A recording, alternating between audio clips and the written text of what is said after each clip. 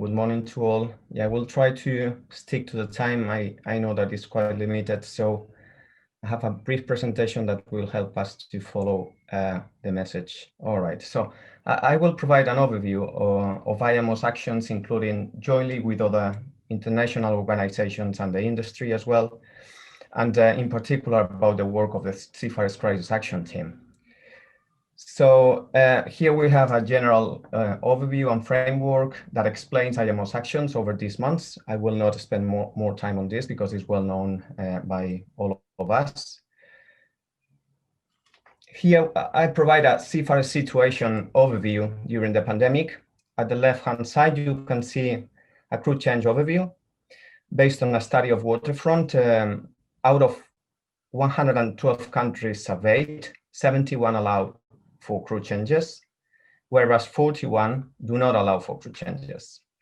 All of them, and in particular these 71 countries allowing for crew change, do it under very particular conditions. At the right-hand side, you can see the crew change achievements.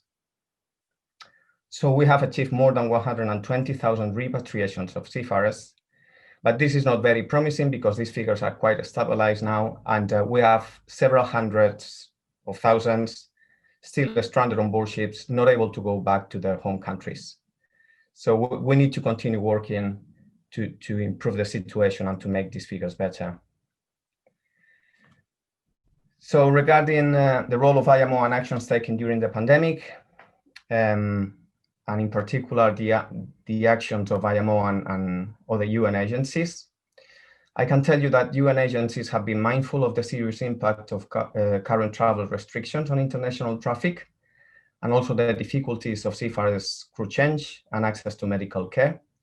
And they have taken countless relevant actions in an attempt to address these and other serious issues arising during this crisis, and in particular through the promulgation of a comprehensive set of recommendations and guidance that have been coordinated by several international organizations, relevant authorities, and the global maritime industry associations.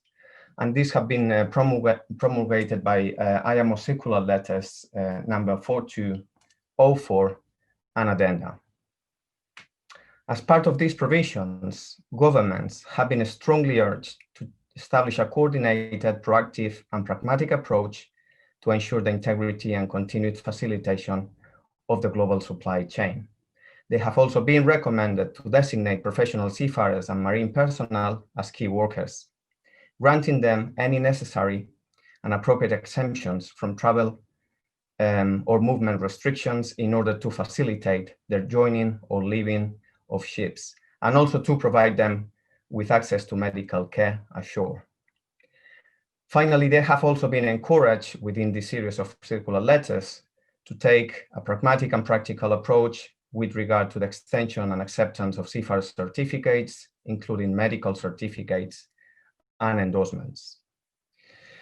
Regarding the actions and establishment of the Seafarers Crisis Action Team, the Secretary General, in his determination to support the global supply chain in general, and in particular seafarers, established this team back in April. This is a team within the Secretariat.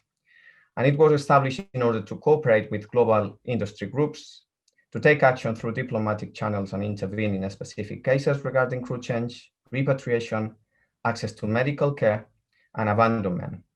And the intent was to provide an additional driving force to protect our seafarers and address trade disruptions. As you can imagine, this team has been exceedingly busy during the last months and has successfully contributed to the resolution of many individual cases. Just as a bit of information, the SCAD has dealt with more than 350 cases, which individually represent a much higher number of cases where the team has mediated.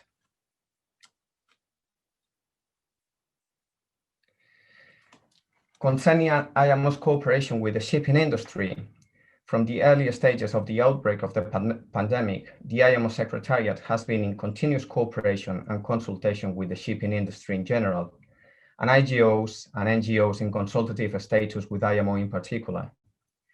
Relevant guidance has been disseminated by means of the aforementioned IMO circular letters.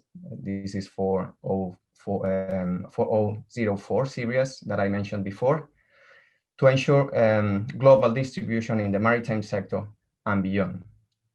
Several UN specialized agencies, including IMO, WHO, and ILO, actively participate in the weekly meetings of the ICS-led Corona Strategy Group, which is also composed of a large number of shipping industry associations.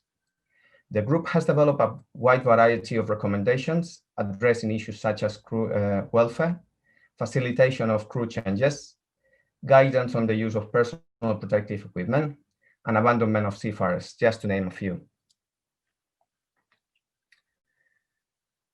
In relation to the recent and ongoing IMO's work, ongoing actions currently promoted within the UN framework include the adoption of the Maritime Safety Committee by the Maritime Safety Committee, of the crucial resolution MSC 473 ES2. And this is on recommended action to facilitate ship crew change, access to medical care, and seafarer travel during the COVID-19 pandemic. This resolution calls on governments to put in place response to the humanitarian and safety crisis faced by seafarers as a result of the COVID-19 pandemic.